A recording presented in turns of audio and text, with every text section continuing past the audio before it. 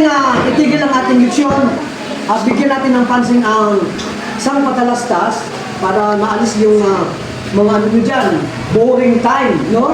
Dito ngayon, ipakita ko sa inyo ang piso at ang cup natin. No?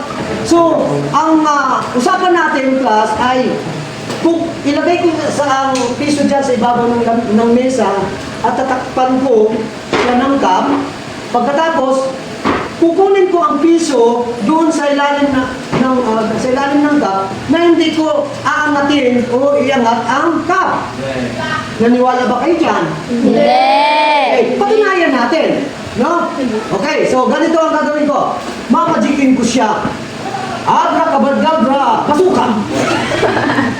Susukan rin ko tiniko, tinalukas! Okay, ngayon Michael, maniwala ka ba na nawala na ang piso dyan? Hindi. O ngayon, tatawag tayo ng isang bata, si Silvino, at patunayan natin kung nawala na.